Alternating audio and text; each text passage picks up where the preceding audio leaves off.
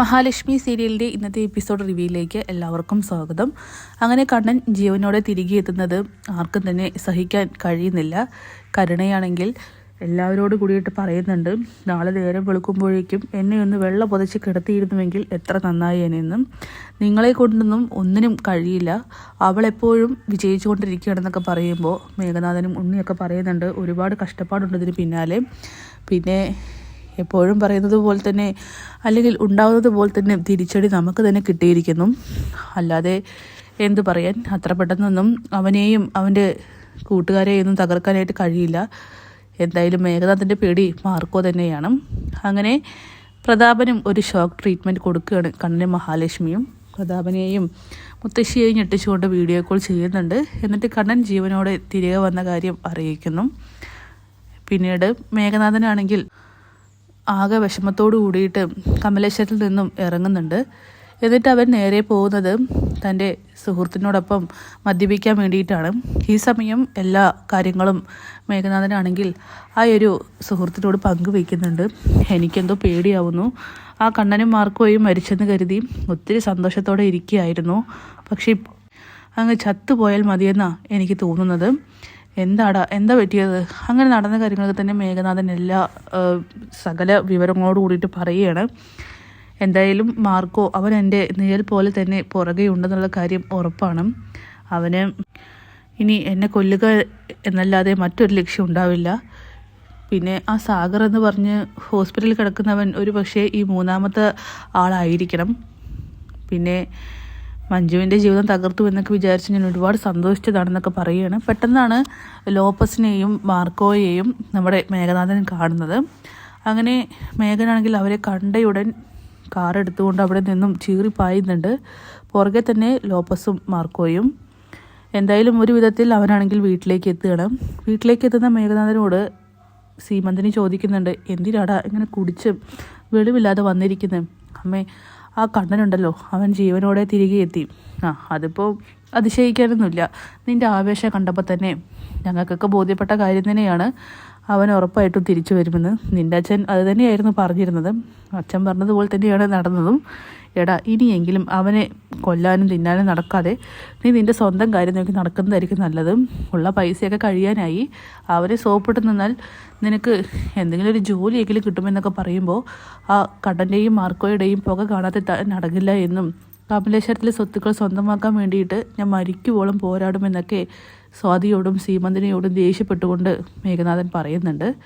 എന്തായാലും അവനാണെങ്കിൽ ഒരു കഷ്ടിച്ചാണ് മാർക്കോയിൽ നിന്ന് രക്ഷപ്പെട്ടു വന്നിരിക്കുന്നത്. പിന്നീട് കരുണയാണെങ്കിൽ പ്രതാപനെ വിളിക്കുന്നുണ്ട്. പ്രതാപൻ മുത്തശ്ശിയെയും കൊണ്ട് BP നോക്കാനൊക്കെ ഹോസ്പിറ്റലിലേക്ക് പോയിരിക്കുകയാണല്ലോ.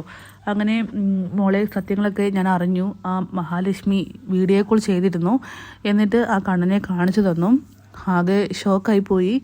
നമ്മൾ മാത്രം എന്തുകൊണ്ടാണ് അങ്ങനെ എപ്പോഴും പരാജയപ്പെട്ടുകൊണ്ടിരിക്കുന്നതെന്നൊക്കെ ചോദിക്കുമ്പോൾ, അച്ഛാ, എനിക്ക് ആകെ കൂടി ഭ്രാന്ത് പിടിക്കുന്നുണ്ട്. അവളുടെ ആ ചിരിയും ആ ഒരു സന്തോഷമൊക്കെ കാണണമായിരുന്നു. മല ചുവട്ടി വന്ന് തൻ്റെ ഭർത്താവിനെ ഒത്തിരി സ്നേഹത്തോടു കൂടിയിട്ടൊക്കെയാണ് അവൾ അകത്തേക്ക് കൊണ്ടുപോയത് എന്നൊക്കെ ഇങ്ങനെ പറയുകയാണ്. സാരില്ല മോളെ, നമുക്ക് മറ്റൊരു വഴി നോക്കാമെന്നൊക്കെ പറയുമ്പോൾ, ഇനി ഒരു വഴിയും നോക്കേണ്ട, ഈ വീട്ടിൽ ഞാനുണ്ടെങ്കിലല്ലേ ഈ ഒരു കാര്യങ്ങളൊക്കെ ചെയ്യേണ്ടി വരുള്ളൂ. അവളുടെ അഹങ്കാരം കണ്ടിട്ടും അവളുടെ ഉയർച്ച കണ്ടിട്ടും എനിക്കിവിടെ നിൽക്കാനായിട്ട് കഴിയില്ല. മോൾ എന്തൊക്കെയാണ് പറയുന്നത്?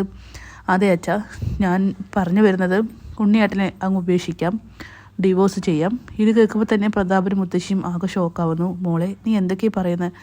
ഇയാളെ പോലെ ഒരു പോങ്ങൻ്റെ അടുത്ത് ജീവിക്കാനായിട്ട് എനിക്ക് കഴിയില്ല. ആ കണ്ണൻ്റെ എച്ചിൽ കശും കൈപ്പറ്റി ജീവിക്കുന്നവനാണിവൻ. എനിക്ക് ഇയാളെ വേണ്ട. എൻ്റെ ഒരാഗ്രഹവും ഈ ഉണ്ണിയേട്ടന് സാധിച്ചു തരാനായിട്ട് കഴിഞ്ഞിട്ടില്ല.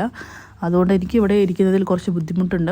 ഇപ്പോൾ വേണമെങ്കിലും ഇവിടെ നിന്നും അവർ ഇറക്കി വിട്ടാൽ ഇറങ്ങി പോവേണ്ട അവസ്ഥയിലാണ് ഇപ്പോൾ ജീവിക്കുന്നതെന്നൊക്കെ പറയുമ്പോൾ പ്രതാപനും മുത്തശ്ശിയും ആകെ വല്ലാതെയാവുന്നുണ്ട്. അത് പറഞ്ഞുകൊണ്ട് കരുണയാണെങ്കിൽ ഫോൺ വെക്കുകയാണ്. ഈ സമയം കരുണയാണെങ്കിൽ പലതും ചിന്തിച്ചുകൊണ്ടും ആലോചിച്ചുകൊണ്ടും അവിടെ ഇങ്ങനെ നിൽക്കുമ്പോൾ ദുർഗയാണെങ്കിൽ അങ്ങോട്ട് വരുന്നുണ്ട്. എന്താ മോളെ, എന്ത് പറ്റി? ഇനി എന്ത് പറ്റാനാണ് അമ്മേ? എല്ലാം കൊണ്ടും അവൾ വിജയിച്ചുകൊണ്ടിരിക്കുകയാണല്ലോ. ചെറുപ്പം മുതലേ അവളുടെ കണ്ണീര് കണ്ട ഞാൻ വളർന്നത്. പിന്നെ അങ്ങോട്ടും അത് തന്നെ കാണണമെന്ന് ഞാൻ ഒരുപാട് ആഗ്രഹിച്ചിരുന്നു. പക്ഷേ ഇപ്പോഴോ എൻ്റെ കണ്ണീരാണ് അവൾ കണ്ടുകൊണ്ടിരിക്കുന്നത്. എനിക്കത് സഹിക്കാനായിട്ട് കഴിയുന്നില്ല. ഈ വീട്ടിൽ നിന്നും അവരിറങ്ങി പോകാൻ പറഞ്ഞാൽ എല്ലാവരും ഇറങ്ങി പോവേണ്ടി വരുമെന്നൊക്കെ പറയുമ്പോൾ ദുർഗ പറയുന്നുണ്ട്, അതൊന്നും വരില്ല. എന്തൊക്കെ പറഞ്ഞാലും ഞാൻ അവൻ്റെ രണ്ടാനമ്മയല്ലേ, അവൻ്റെ അച്ഛൻ താലി കെട്ടിക്കൊണ്ടുവന്നതല്ലേ, അതൊക്കെ അമ്മയ്ക്ക് പറയാം. പക്ഷേ എനിക്കതൊന്നും പറഞ്ഞിരിക്കാനായിട്ട് കഴിയില്ലമ്മേ. മോൾ എന്തൊക്കെയാണ് പറയുന്നത്? ഞാൻ ഒരു തീരുമാനത്തിലെത്താൻ തീരുമാനിച്ചിരിക്കുന്നു. എന്ത് തീരുമാനം? ഉണ്ണിയേട്ടനെ ഡിവോഴ്സ് ചെയ്യുക. ഇത് കേൾക്കുമ്പോൾ തന്നെ ദുർഗയാണെങ്കിൽ ആകെ ഷോക്കാവുകയാണ്. മോളെ, നീ എന്തൊക്കെയാണ് പറയുന്നത്? അതെ, അയാളെ എനിക്ക് വേണ്ട. മോളെ, നീ ഒന്ന് ക്ഷമയോടെ കാത്തിരിക്കും. ഇനി ഒരു ക്ഷമയും ഇല്ല എന്നൊക്കെ പറഞ്ഞ് കരുണയാണെങ്കിൽ തൻ്റെ തീരുമാനം അങ്ങോട്ട് പറയുകയാണ്. ഈ സമയം കണ്ണനാണെങ്കിൽ ഉറക്കം വരാതെ അങ്ങനെ ഇരിക്കുകയാണ്. ഈ സമയം മഹാലക്ഷ്മി ചോദിക്കുന്നുണ്ട്, എന്താ കണ്ണേട്ടാ, എന്ത് പറ്റിയെന്ന്. അത് പിന്നെ ഞാനിപ്പോൾ നമ്മുടെ ശത്രുക്കളുടെയൊക്കെ അവസ്ഥ ആലോചിക്കുകയായിരുന്നു. പ്രത്യേകിച്ച് നിൻ്റെ അനിയത്തി കരുണയുടെ. അവളുടെ അവസ്ഥ താനെന്ന് ആലോചിച്ച് നോക്കിക്കേ. എന്നെ ജീവനോടെ കണ്ടപ്പോൾ തന്നെ ഭ്രാന്ത് പിടിച്ചതുപോലെയുള്ള മുഖമായിരുന്നു അവളുടെ. എന്തുകൊണ്ടും ഉണ്ണിയുടെ ജീവിതം നാശത്തിലേക്കാണ് പോയിക്കൊണ്ടിരിക്കുന്നത്. ഇവരൊക്കെ എന്തിനാണ് എന്നെ ഇങ്ങനെ കൊലവിളിക്കാനായിട്ട് നടക്കുന്നത്? തൻ്റെ കണ്ണീര് കാണാൻ വേണ്ടി തൻ്റെ അനിയത്തി എന്തിനങ്ങനെ ഭ്രാന്ത് പിടിച്ചതുപോലെ അലയുന്നതെന്നൊക്കെ ചോദിക്കുമ്പോൾ അവൾ അങ്ങനെയാണ്. പക്ഷേ നമുക്ക് അവരുടെ ക്രൂരതകൾ ഏറ്റുവാങ്ങുക അല്ലാതെ മറ്റൊരു വഴിയില്ലെന്നൊക്കെ പറയുന്നുണ്ട്. എന്തായാലും കണ്ണനാണെങ്കിൽ ആകെ ടെൻഷൻ ആവുകയാണ്. അപ്പോൾ അതൊക്കെ കാണിച്ചുകൊണ്ടാണ് എപ്പിസോഡ് അവസാനിക്കുന്നത്. കാത്തിരിക്കാം കിടിലൻ എപ്പിസോഡ്.